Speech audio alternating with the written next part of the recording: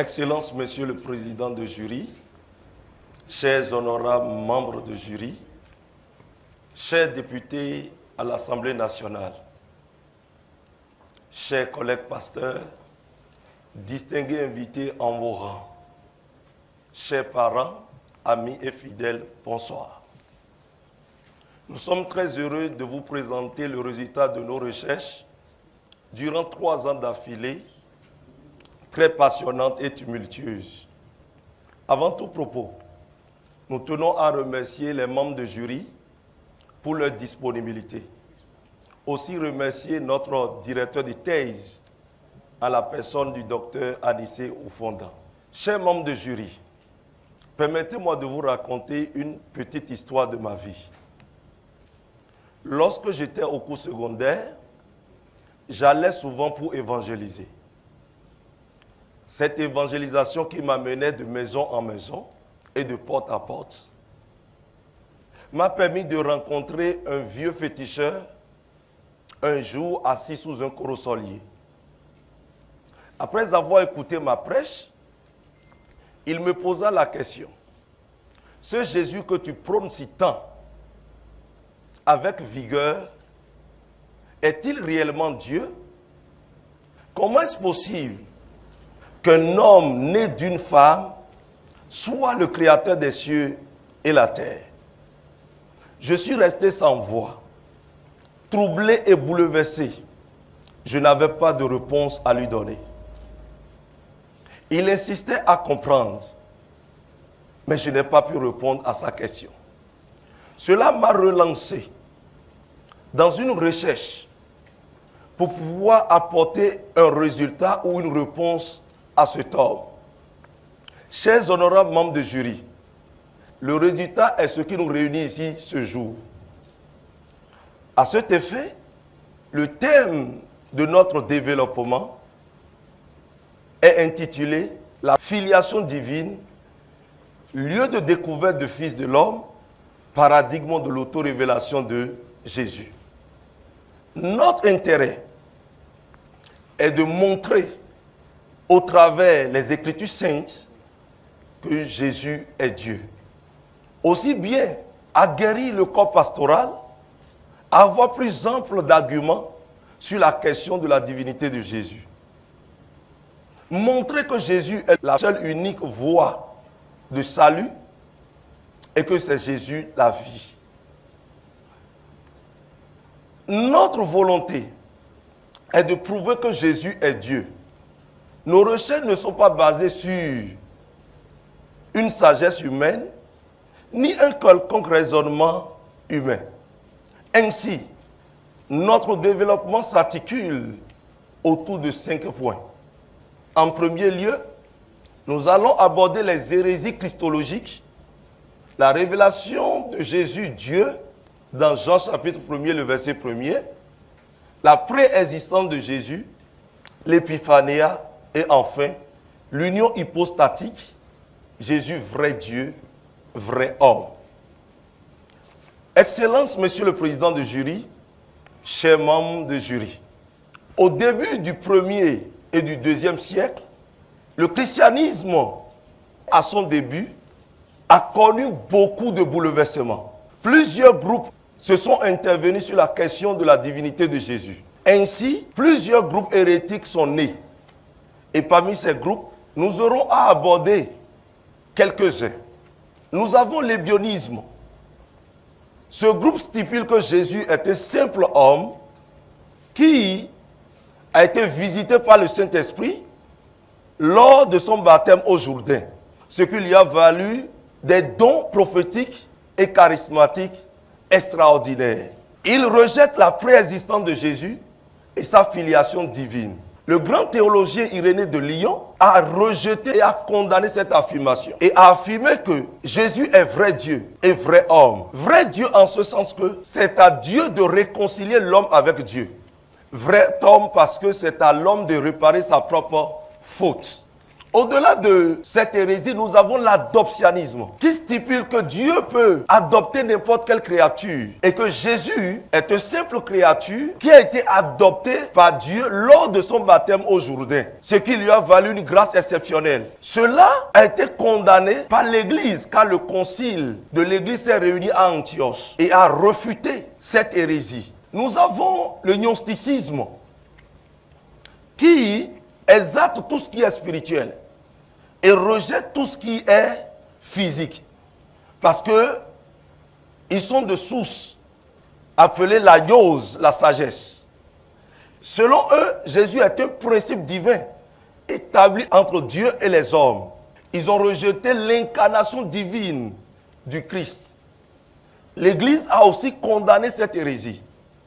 Enfin, nous avons le docétisme, qui prend sa source du mot grec dokein, qui signifie sembler ou paraître. Cette hérésie affirme que Jésus est un corps angélique. Il refute tout ce qui est l'existence physique de Jésus. L'Église a aussi rejeté cette hérésie. Excellence, Monsieur le Président de jury, chers membres de jury, ainsi nous rentrons dans le vif du sujet qui nous réunit. La révélation de Jésus, Dieu, dans Jean chapitre 1er, le verset 1er, je cite, « Au commencement était la parole, et la parole était avec Dieu, et la parole était Dieu. » Vous remarquez avec moi ici que l'attribut Dieu est sans article. C'est justement parce qu'il décrit la nature, la qualité de la parole, ou son essence divine, mais non point son identité. En effet, l'attribut ne prend jamais d'article.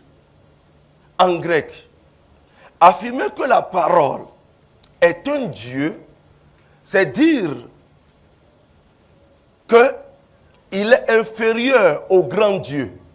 C'est professer le polythéisme, ce qui est contraire à la foi judéo-chrétienne. Le livre d'Exode, chapitre 20, le verset 3, nous dit « Tu n'auras pas d'autre Dieu en ma face ». Ce même texte, dans la théologie joannique, affirme premièrement que la parole existe en dehors du temps. Au commencement, elle était. Elle est antérieure à toute la création, donc éternelle. En deuxième lieu, la nature de la parole qui est Dieu en essence. Jésus reçoit l'adoration des anges et des hommes, ce qui nous confirme le livre des Hébreux, chapitre 1er, le verset 6, où Dieu a donné son approbation pour que les anges puissent adorer Jésus.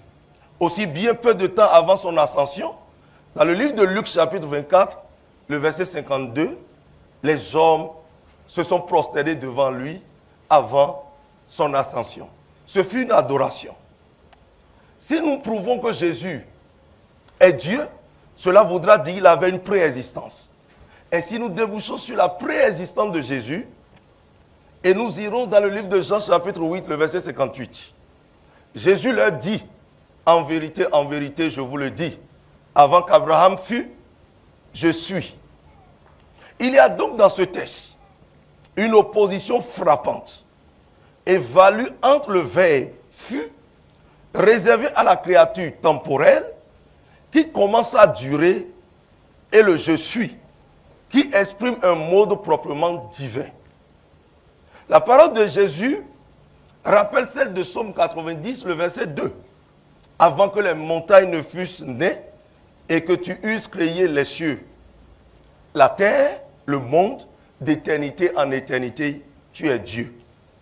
C'est le Christ, l'ange de l'Éternel, qui avait le nom de Yahweh, qui était devant Moïse. Dans Exode chapitre 23, le verset 20-21, il dit, j'envoie mon ange devant toi. Il te conduira sur la terre promise. Écoute-le, ne le résiste pas, car mon nom est en lui. Ce je suis s'est révélé encore dans un buisson. Dans Exode chapitre 3, le verset 14, à Moïse, il dit, mon nom est je suis. Il y a donc un rapport entre l'expression grecque ego eimi dans Jean chapitre 8, le verset 58, et le mot hébreu echeye dans Exode chapitre 3, le verset 14. Il y a là une même signification. Je suis. Eh bien, cela dénote qu'il y avait une existence de Jésus avant Moïse et aussi une existence après Abraham. La présence de Jésus parmi les descendants d'Abraham, plusieurs millénaires avant Abraham, montre son existence antérieure.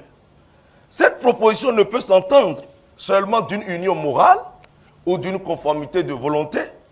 Elle exprime un rapport métaphysique, une identité de nature ou d'essence. Excellence, Monsieur le Président de jury, chers honorables membres de jury, nous abordons l'épiphanéa, qui n'est rien d'autre que l'apparition ou la deuxième venue du Christ. Jésus a été promis pour les Juifs. Mais grand était notre étonnement quand il fut né, les mages qui n'étaient pas des Juifs sont venus l'adorer. Alors ils se sont abreuvés à la source du salut. Ce qui dénote que Jésus n'est pas venu uniquement pour les Juifs, mais cela a profité le monde entier pour que nous tous nous puissions avoir le salut. Ainsi, nous abordons le dernier point qui constitue l'union hypostatique, Jésus vrai Dieu, vrai homme. Le Christ Jésus a assumé la nature humaine sans cesser d'être Dieu. Il est vraiment Dieu et vraiment homme. Mais lorsqu'est venue la plénitude des temps, Dieu a envoyé son Fils, né d'une femme et soumis à la loi de Moïse. Galates chapitre 4, le verset 4. Cela dénote que Jésus a vécu en tant qu'humain et soumis même à la loi des humains qui était la loi de Moïse. Alors nous allons directement sur le proto-évangile de la bonne nouvelle du salut. Ici nous allons lire le livre de Genèse chapitre 3, le verset 15. Je mettrai inimitié entre toi et la femme, entre ta postérité et celle de la femme. Il te crasera la tête et tu l'atteindras au talon. Lorsque nous abordons la dernière phrase de ce verset, nous voyons ici que cela débute par un pronom personnel masculin, le « il ». Cela dénote qu'il y a une victoire qui est réservée à la descendance d'Adam et Ève et que cette victoire a été promise pour eux plus tard. Alors ce n'est pas toute la descendante qui apportera cette victoire. Mais cette victoire sera conquise par l'un des descendants. Et celui-là n'est rien d'autre que le Christ, notre Sauveur Seigneur Jésus-Christ. Là, nous enseignons unanimement à confesser un seul et même Fils, notre Seigneur Jésus-Christ, le même parfait en divinité et parfait en humanité. Ajoutons que l'union des deux natures est sans confusion, sans changement, sans division, sans séparation. Il faut reconnaître que là, au niveau du proto-évangile, que Jésus a apporté la victoire uniquement pour le monde entier, et cette victoire est restée pour nous aujourd'hui. L'union hypostatique démontre dans le livre de Michée, chapitre 5, le verset 1er, il dit « Il existait dans les temps anciens, à l'origine et éternellement. » Aussi, nous avons Hébreux chapitre 13, le verset 8, qui nous dit « Jésus-Christ est le même hier, aujourd'hui et éternellement. » De tout ce qui précède, l'on est en mesure d'attester et d'affirmer que Jésus est Dieu, au sens le plus élevé du terme, car le monde a été fait par lui, et rien de ce qui a été fait n'a été fait sans lui. Et sans lui, il n'a été fait ce qui a été fait. Si le Christ a fait toutes choses, il a existé avant toutes choses. Jésus a non seulement revêtu la nature divine, mais également la nature humaine. Pourquoi Jésus devrait-il être ainsi pleinement humain, à tous égards, hormis le péché? Il le fallait afin qu'il puisse pardonner aux hommes. S'il n'avait été que Dieu, il n'aurait pas pu s'identifier aux hommes et payer pour eux. 1 Timothée chapitre 2, le verset 5, nous le prouve. Entre les hommes et Dieu, il y a un seul médiateur, Jésus, homme. Chers honorables membres de jury, ce sera tout pour notre présentation. Je vous remercie. Merci beaucoup. Nous disons merci beaucoup au maître des cérémonies.